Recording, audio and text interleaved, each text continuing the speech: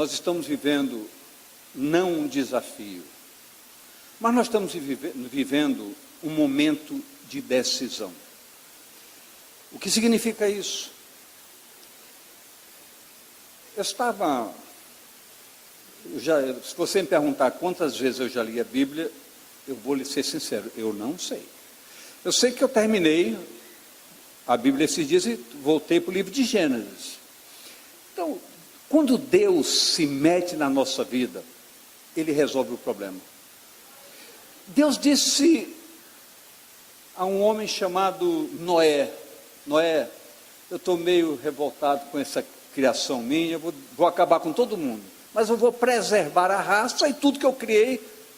Por isso, tu vais construir uma arca, vai entrar com tua esposa, teus filhos, as mulheres dos teus filhos, e para preservar tudo que eu criei no que diz respeito a que tem fôlego, todos os animais tu separas um casal para preservar.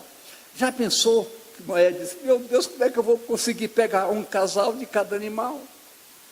Mas se você for ler com muita atenção, você vai ver Deus dizendo: eu farei via ti todos os animais. Então Deus diz: eu farei via ti. Então quando Deus nos dá uma tarefa, pode ter certeza, nada vai lhe faltar, porque Deus se encarrega de fazer chegar às suas mãos. Se tem prazer na palavra, a palavra virá através do Espírito Santo para que você receba a revelação e propague essa palavra com fundamentos. Mas assim como Deus tem esse caráter de fidelidade, é preciso que nós entendamos algo extremamente desafiador. Nós temos a maneira de querermos dar jeitinhos. Mas é importante que nós saibamos que o próprio Deus, quando se dirige para todos aqueles que ministram a sua palavra, Ele faz asseverações pesadas. Ele diz assim: olha, fala o que eu te mando. Quer ouçam, quer deixam de ouvir, mas fala o que eu te mando. Então Deus não abre mão das prerrogativas da sua palavra. Então há coisas que nós queremos ajustar, há coisas que nós queremos dar um jeitinho. Isso não existe no plano divino. Não é Deus que tem que se adequar ao que eu acho ou ao que eu penso. Nós é que temos que nos adequar ao que Deus quer, o que Deus pensa e o que Deus acha. Tanto é que Ele diz na sua própria palavra: os meus pensamentos não são os pensamentos de vocês. A minha vontade, categoricamente, não é a vontade de vocês. Mas o que eu quero é que você se adeque à minha vontade, porque você fazendo isso, nada vai faltar para você. Elias, um precioso homem de Deus, cujo nome significa Yahvé é Deus, ou Yahvé é meu Deus, teve experiências muito profundas, apesar da sua fragilidade. Eu quero dizer para essa igreja nesta noite, que quando nós estamos determinados, categoricamente decididos a servir ao Senhor Deus, diga: quando eu estou decidido a servir a Deus sem reservas, eu vou receber um direcionamento e serei radicalmente protegido por Deus, conforme diz o Salmo 23, verso 1. O que diz o Salmo 23, verso 1? Por favor, vamos dizer claro, categoricamente, claramente: o Senhor é o meu pastor. Todo mundo disse: nada me faltará. Você quer saber qual é a verdadeira tradução? O Senhor é o meu pastor, Ele nunca me faltará. Ou diz: nada me faltará. Dizer, eu nunca faltarei para vocês. Em 1 Reis, no capítulo 17, de 1 a 4, diz o seguinte: então Elias, o tisbita, dos moradores de Gileade, disse ao rei Acabe: vive o Senhor Deus de Israel, perante cuja face estou. Olha o que Elias disse: eu estou diante da face de Deus e vou te baixar um decreto divino, que nesses anos nem orvalho nem chuva haverá, senão segundo a minha palavra. Mas preste bem atenção, o profeta dizendo, segundo a minha palavra. Como é que eu posso chegar aqui, asseverar algo e dizer, olha, segundo o que eu estou dizendo para vocês, vai acontecer isso? Mas você precisa acreditar categoricamente. Se Deus me fala e manda dar uma palavra, eu posso dizer com autoridade, em nome do Senhor Jesus, eu declaro a vocês que isso vai acontecer. Então Elias disse, eu estou diante da face de Deus e digo a você, Acabe, não vai chover enquanto eu não disser que vai chover. Isso é sério, isso é desafiador. Olha o verso 2 que diz: depois veio a ele a palavra do Senhor dizendo: vai-te daqui e vira-te para o oriente e esconde-te junto ao ribeiro de Querite, que está diante do Jordão. E há de ser que beberás do ribeiro, e eu tenho ordenado aos corvos, aqui não tem corvo, aqui tem urubu, então vamos usar a nossa linguagem, vou ordenar aos urubus que ali te sustentem. Entenda bem, como Deus é, como Deus pensa, como Deus age. Por que Deus disse isso para Elias? Porque quando Elias profetizou que não haveria chuva, o rei morreu de raiva de Elias e ia perseguir, ia fazer mal a Elias. Deus disse, não te preocupa, diz o que eu te mando, não vai acontecer nada para ti, tu vai te esconder em tal lugar, ali não tem nem água nem fome, mas vai sair água da rocha e corvo vai levar filé para ti todos os dias. Então esse é Deus. Então quando Deus me desafia a alguma coisa, eu não tenho que me preocupar, eu não tenho que me preocupar mesmo, em nada, porque Deus é, eu queria que você dissesse comigo, Deus é supridor de todas as nossas necessidades. Mas para isso, às vezes é muito fácil dizer isso, mas para isso precisa haver o quê? Um relacionamento de fidelidade entre nós e Deus, e acima de tudo, obediência da nossa parte para com as coisas de Deus. Elias profetizou a falta de chuva ao rei Acabe, e o Senhor o protegeu da ira do rei, além de honrá-lo como servo, permitindo que ele ousadamente dissesse, eu vos declaro que vai acontecer dessa maneira.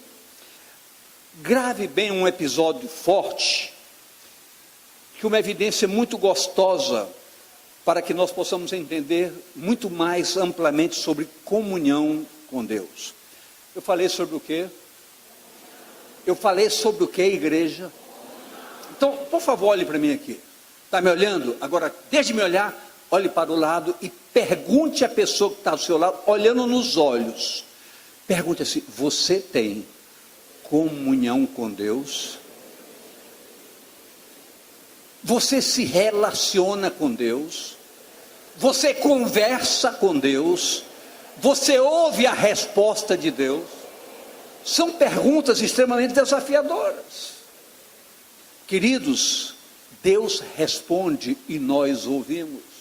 A palavra chega a dizer, tu falarás, eu te ouvirei e eu te direi o que deves fazer. Ora, preste muita atenção nesse texto agora. 1 Reis 17, 8 e 9. Então veio a ele, Elias, a palavra do Senhor dizendo, preste atenção você que nos acompanha, levanta-te e vai a Sarepta, que é de Sidom, e habita ali. Preste bem atenção agora, por favor. Eis que eu ordenei ali a uma mulher viúva que te sustente. Eu quero dizer a vocês que a gente às vezes toma uma posição, e eu já tomei muitas vezes essa posição, e às vezes, muitas vezes me arrependi disso. Alguém chega ao gabinete comigo e diz: pastor, vem aqui lhe dizer que Deus me disse isso, isso, isso e isso. A minha palavra sempre é essa: se Deus lhe disse alguma coisa, eu estou fora, eu jamais vou contraditar o que Deus lhe disse. Mas acontece que muitas vezes, gente diz: Deus falou comigo quando Deus nunca falou. E eu digo isso porque, com muita seriedade, na minha Bíblia está escrito: se eu sou o seu pastor, se eu sou um profeta sobre a sua vida, na minha Bíblia está escrito: Deus jamais fará alguma coisa sem revelar o seu profeta. Muitas vezes as pessoas sofrem consequências porque desonram o profeta. Desonra mexe com o coração de Deus. Deus é Deus de honra. Eu queria que você gravasse, diga com você mesmo: meu Deus é um Deus de honra. Isso é muito importante para nós entendermos. Muitas coisas nos levam a insucesso por falta da honra. Deus é Deus de honra. Deus não aceita desonra. Seja de quem for, Deus não se deixa vituperar. Deus não aceita desonra. Presta bem atenção. Ordenei a uma mulher viúva que te dê comida. Preste bem atenção agora. 1 Reis 17, 10 a 14. Preste atenção. E então ele se levantou e se foi a Sarepta.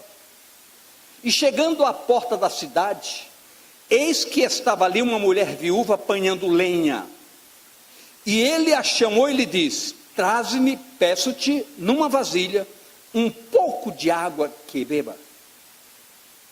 E indo ela a buscá-la, ele a chamou e lhe disse: traze-me agora também um bocado de pão na tua mão. Porém ela disse: vive o Senhor teu Deus, que nem um bolo tenho, senão somente um punhado de farinha numa panela, e um pouco de azeite numa botija. E veis aqui, apanhei 2 cavacos, 2 pedaços de madeira, e vou prepará-lo para mim e para meu filho, para que o comamos e depois morramos, porque não tem mais nada. E Elias lhe disse: não temas, vai e faze conforme a tua palavra. Porém, faze disso primeiro para mim um bolo pequeno, e traz-mo para fora. Depois farás para ti e para teu filho. Grave bem isso agora, porque assim diz o Senhor, Deus de Israel: a farinha da panela não se acabará, o azeite da botija não faltará, até o dia em que o Senhor dê chuva sobre a terra. Eu gostaria de focar algo interessante para essa igreja nesta noite.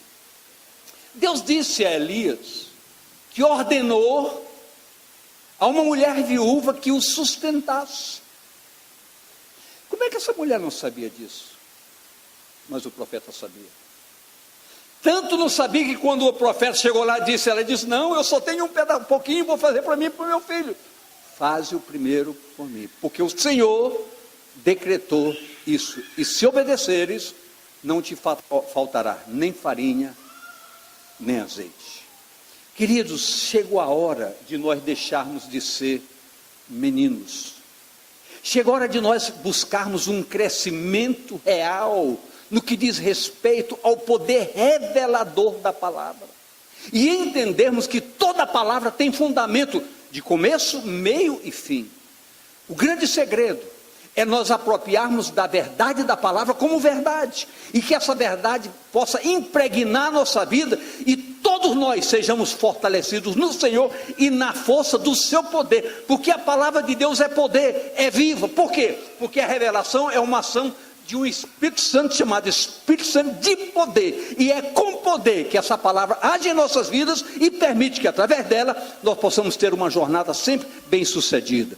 Muitas vezes alguns problemas acontecem em nossas vidas, alguns momentos de crise, de dificuldade, pode acontecer com qualquer um, mas se nós nos firmarmos nessa palavra, não nos desviando nem para a direita nem para a esquerda, cedo ou tarde, a resposta virá, a crise passará e Deus mostrará: eu sou Deus, independentemente de circunstâncias. Esse é o Deus da Bíblia, é o Deus do Evangelho, é o Deus que é o Senhor da nossa vida.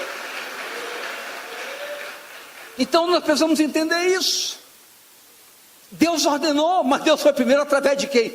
Do profeta. O profeta foi o agente de levar uma mensagem que Deus havia. Olha como Deus disse a Elias: Elias, eu determinei a uma mulher, mas tu serás o agente de que ela saiba que eu determinei. E por que Elias pôde provar que verdadeiramente essa verdade era verdade? Como? De que maneira? A mulher viúva não recebeu direto do Senhor Deus a ordem. O profeta foi o agente com os fatos. Por quê? Porque a partir daquele momento que ela obedeceu e trouxe em sua mão um bolo de farinha com azeite assado para matar a fome de Elias, nunca mais, enquanto não choveu, deixou de ter, Terezinha, farinha na vasilha e azeite na botija. Às vezes você pensa que não tem nada. Eu tenho só um bocado, mas com a bênção de Deus, esse bocado nunca se acaba. Diga isso à pessoa do seu lado: com a bênção do Senhor, o seu bocado nunca acabará. Os fatos.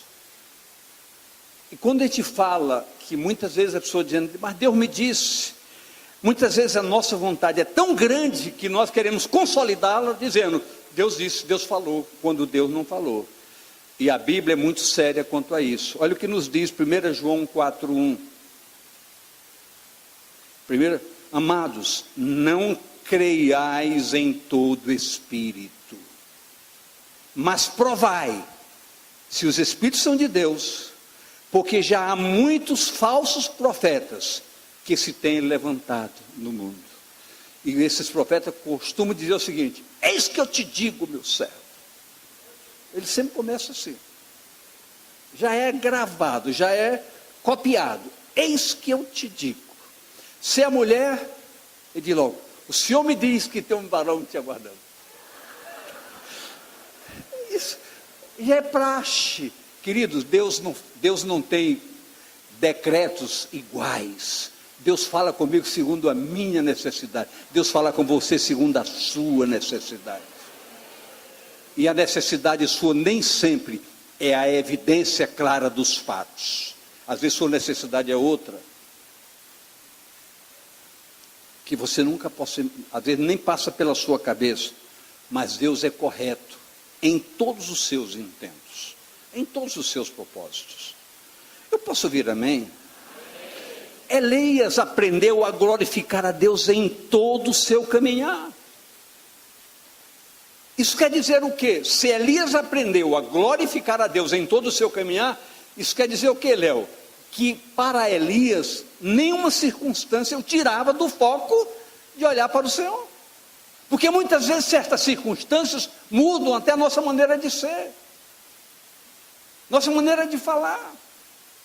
Os nossos propósitos muitas vezes circunstancialmente são mudados por causa das circunstâncias. Por causa das circunstâncias. E muitas vezes Deus permite certas circunstâncias para provar a nossa fidelidade. Para provar a nossa fidelidade.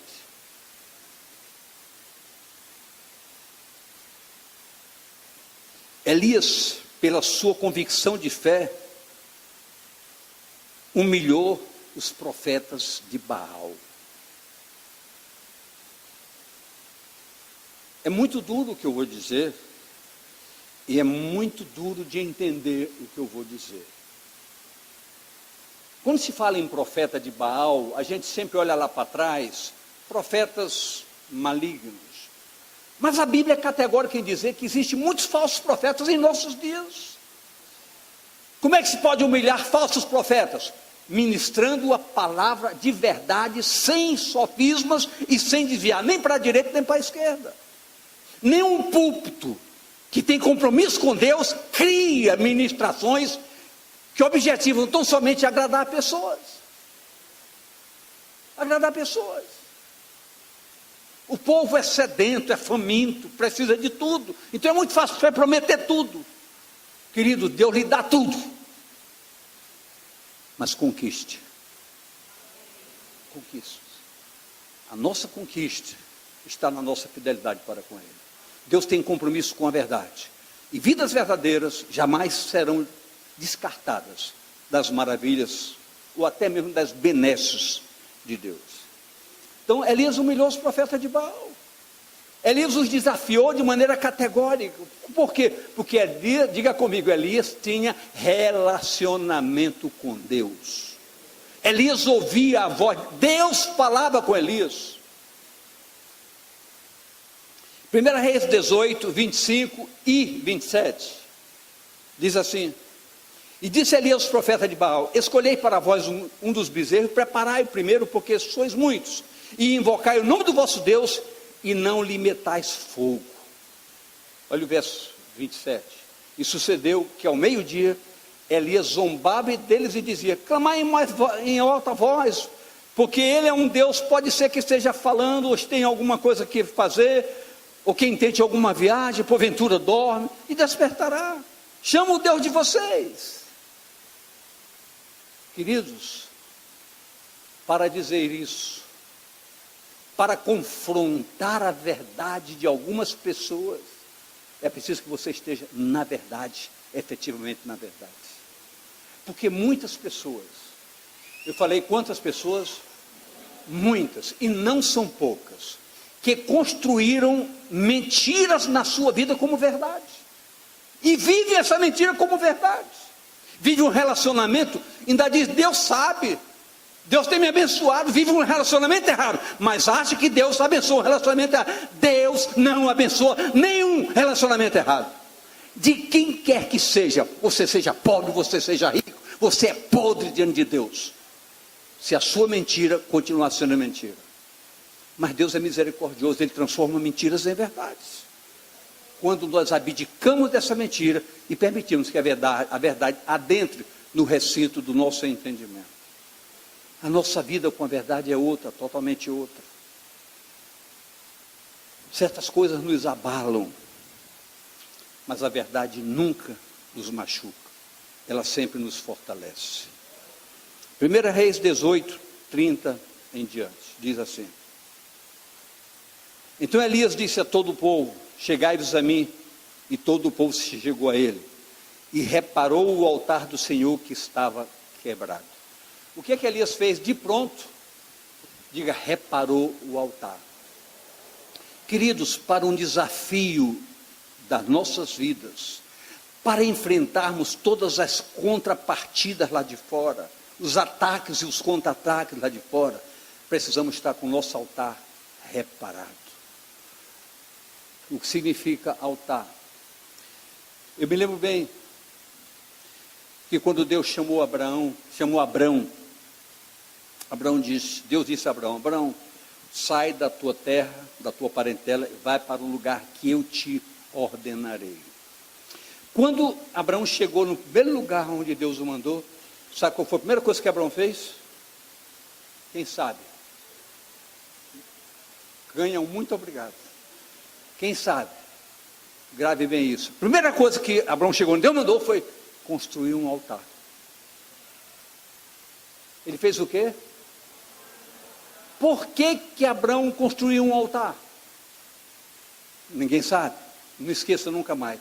Porque ele era um adorador. Então Deus quer que o altar da nossa adoração seja restaurado. E como se restaura o altar? Como se restaura o altar da presença de Deus em nossas vidas? Eu não posso ensinar ninguém a fazer, porque cada um sabe o que precisa mudar, ajeitar na sua vida. Cada um sabe. Você sabe o que você precisa ajustar na sua vida. Não precisa que ninguém lhe dizer. Num culto como esse, eu duvido se o Espírito Santo de Deus não está mexendo com você, dizendo: você sabe que isso precisa sair da sua vida. Queridos, eu não tenho nenhuma dúvida sobre isso.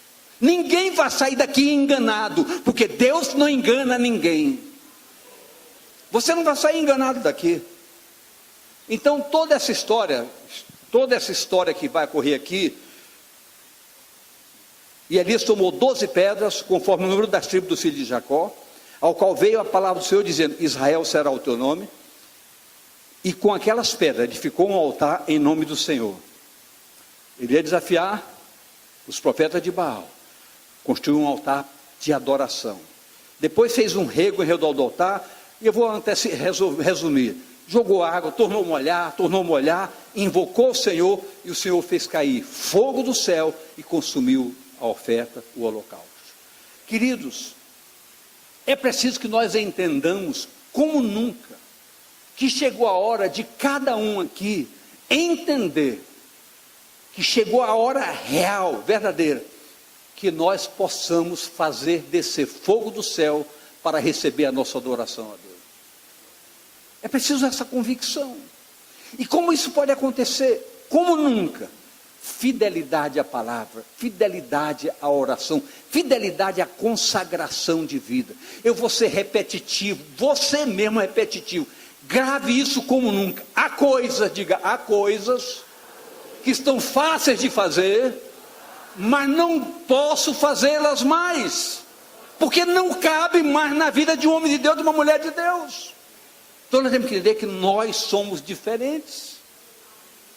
O mundo precisa saber que nós somos diferentes. Eu, muitas vezes, isso aconteceu hoje, não foi ontem. Muitas vezes, um carro me tranca, ou alguém toma a minha frente, e eu taco a mão na buzina e dizendo: eu não posso te repreender, mas minha buzina está te chamando a atenção, seu isso, seu aquilo. Você sabe que hoje eu fui chamado a atenção por Deus por causa disso? Eu lhe quero paciente. Isso é duro para eu enfrentar. Mas há pouco no gabinete, eu ajoelhado disse: Deus, eu vou cuidar disso. Eu prefiro ser repreendido por Deus do que ouvir um basta de Deus. Você acredita nisso, nessa história? O problema é seu. O problema é seu. São essas coisas que nós temos que aprender a entender. Deus começa conosco muitas vezes com pequenas coisas. Porque quando Deus começa com nossas vidas, com pequenas coisas, Ele está dizendo: quero chegar a grandes coisas. E Deus é Deus de coisas grandes. Então, o que aconteceu com Elias? Elias fez algo que se transformou no sobrenatural quando Deus se manifestou, desceu fogo do céu, consumiu o holocausto, como Deus dizendo: Elias, eu estou aceitando a tua oferta. E a partir daí, todos os profetas de Baal foram destruídos. Mas escuta, a seca que Elias profetizou era terrível. E o rei Acabe culpava Elias por causa disso, se odiava Elias cada vez mais. Após destruir todos os profetas de Baal, Elias, usado pelo Senhor, orou e a chuva voltou. 1 Reis 18, 41 a 46, eu vou só dar um tópicozinho para nós avançarmos. Então disse Elias a Acabe: sobe, come e bebe, porque ruído há de uma abundante chuva. E é verdade. E logo depois, ele viu uma nuvem com a palma da mão e mandou correr, porque a visão de Elias era aguçada no que diz respeito às coisas do reino. E aquela mãozinha de nuvem se transformou numa verdadeira chuvarada muito forte. Mas eu quero que você entenda algo. Elias, como era também sujeito a fraquezas humanas, conforme nos diz Hebreus 5, 1 e 2, que nos ensina algo muito importante, dizendo, Hebreus 5, porque todo sumo sacerdote, tomado dentre os homens, é constituído a favor dos homens, nas coisas concernentes a Deus, para que ofereça dons e sacrifícios pelos pecados, para que ensine o povo. Mas, grave bem isso, e possa compadecer eternamente dos ignorantes e errados, pois também ele mesmo está rodeado de fraquezas. Então eu quero que você entenda que ministrar a palavra não quer dizer que nós sejamos isentos de fraqueza, de provocações. Cada vez que eu digo aqui certas coisas, nós não podemos fazer mais, não pense que eu não sou tentado para fazer. Orem por mim, orem por nós, pastor, que nós somos tentados, terrivelmente tentados. Porque o diabo, o que o diabo quer ver? Nós falharmos, para vocês perderem a confiança em nós. Você sabia disso? Então, coloque na sua agenda aí, orar pelos pastores da IBMA. Porque qualquer um que ceda, qualquer um que fale, vai ser alegria para o diabo e tristeza para muitos de vocês. Mas isso, em nome de Jesus, não vai acontecer. É um decreto espiritual, é uma força de vigor espiritual a nosso favor. Mas grave bem, escute bem isso. Por causa desse problema da chuva, a mulherzinha de Acabe, chamada como Jezabel, tão famosa que vocês sabem, procurou, mandou um decreto terrível para Elias. 1 Reis 19, 1 e 2. Acabe fez saber a Jezabel tudo quanto Elias havia feito e como totalmente matara todos os profetas à espada. Olha o que ela disse, verso 2. Verso 2. Vou aguardar com carinho.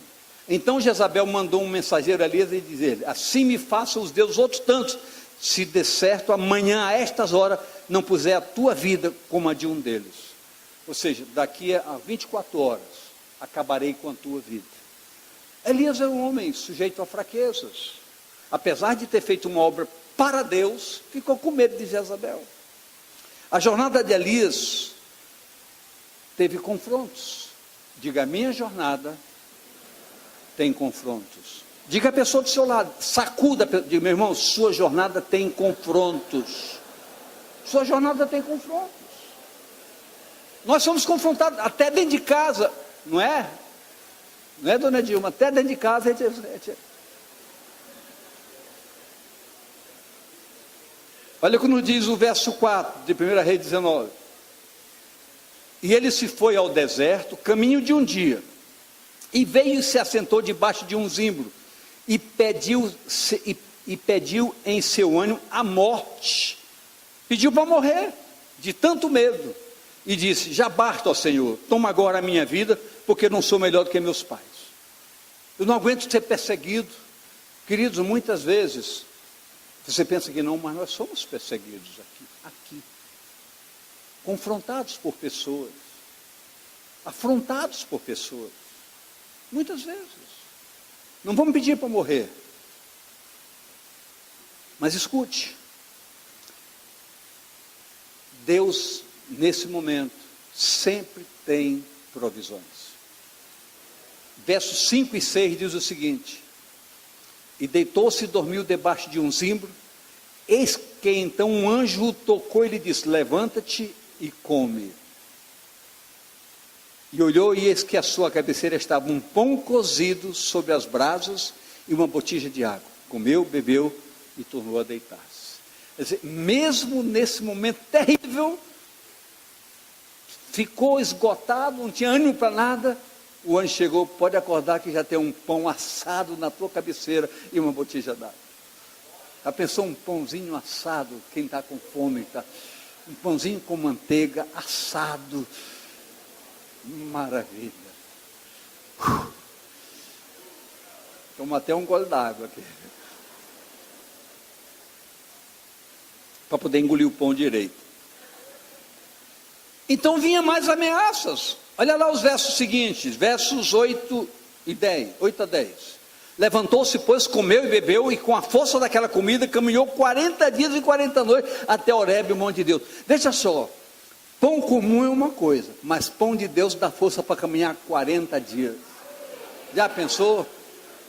Se você pensar bem, quem sabe, em momento de crise, se você tem um relacionamento com Deus, quando você acordar, um pãozinho quente estará lhe aguardando. E dará força para 40 dias e 40 noites. Provisões, diga, provisões de Deus. E ali entrou numa caverna e passou ali a noite. E eis que a palavra do Senhor veio a ele e lhe disse: que fazes aqui, Elias? que fazes aqui? Comeu aquele pão, viu que Deus o abasteceu, mesmo assim, a fragilidade continuava. Querido, nós somos assim. Nós temos não sei quantas promessas aqui, mas quantas vezes nós estamos desanimados? Quem aqui já passou um momento de desânimo, me dê um sinal. Cruz credo.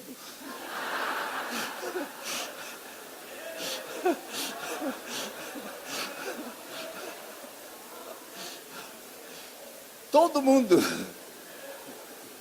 Isso acontece conosco. Mas eu quero uma coisa para vocês, para dizer uma coisa para vocês hoje. Essa figura, hoje, ela se afasta da sua vida. Sabe por quê? Porque Deus não mandou dessa palavra por brincadeira. Hoje é uma noite profética, para dizer que Deus pode construir no seu entendimento coisas tão grandes, que as coisas pequenas hão de ser jogadas fora, cairão fora da sua vida. Cairão fora da sua vida.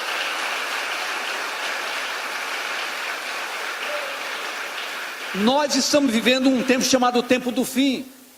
A igreja verdade vai se fortalecer cada vez mais, porque Deus precisa do fortalecimento dessa igreja. Muitas vidas estão caminhando derrotadas lá fora. O Tadel começou hoje, orientar melhor líderes de células, os anfitriões. Para quê? Porque hoje estava cheio lá, mas estava cheio aqui. O que nós queremos que não possa manter é somente o número de pessoas lá, já se tornando líder de célula, que nós estamos crescendo cada vez mais nas células. E você é um desafiado a compor essa nova história. Eu posso ouvir amém? Deus, diga Deus, reage, não como queremos que Ele reaja, mas como Ele acha que precisa reagir. Olha os versos 10 a 14. E ele diz: tenho sido muito zeloso pelo Senhor Deus dos exércitos, porque os filhos de Israel deixaram o teu concerto, derribaram os teus altares, mataram os teus profetas à espada, e eu fiquei só e busco a minha vida para me tirarem. Mas escute, e ele lhe diz: sai para fora. Eu quero dizer para você que está numa caverna escondido, eu quero dizer para você hoje, em nome de Jesus, sai hoje da caverna. Saia hoje da caverna, determine-se, feche a porta da caverna e caia fora. Deus quer que você se exponha, porque só conquista quem se expõe. Deus quer de você um conquistador. Olha o que diz a palavra. E ele lhe diz: sai para fora e ponte nesse monte perante a face do Senhor. E eis que passava o Senhor, como também um grande e forte vento que fendia os montes e quebrava as penhas diante da face do Senhor. Porém o Senhor não estava no vento. Muitas vezes nós queremos que Deus faça as coisas ao nosso modo. Senhor, calma, os teus pensamentos não são os meus pensamentos.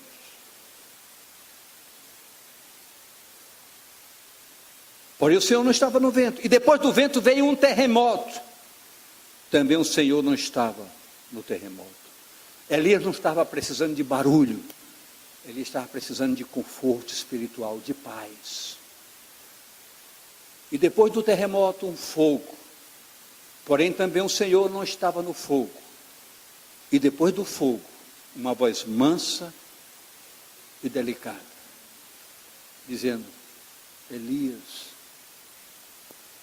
meu filho, eu sou teu Deus, confia em mim, ninguém vai te derrubar, te destruir, porque eu tenho algo melhor para ti. Diga à pessoa do seu lado: Deus tem algo melhor para você. Você quer saber o que Deus tinha para Elias? Quem quer saber o que Deus tinha para Elias? Quase ninguém. Quem quer saber o que Deus tinha para Elias? Todo mundo. Tudo é como você fala. Escute, eu quero encerrar dizendo para você algo interessante. A história de Elias e seu comprometimento com o Senhor teve um resultado. Onde é que tem esse resultado? 2 Reis 2:11. E sucedeu que indo eles andando e falando, eis que um carro de fogo com cavalos de fogo os separou um do outro, e Elias subiu ao céu num redemoinho. Quando nós, Bena, temos um relacionamento com Deus, um compromisso com Deus, um comprometimento com Deus, o que nos aguarda é o céu. O fim da nossa história será o começo de uma história eterna nos céus com o nosso Deus, e pode ficar de pé em nome de Jesus.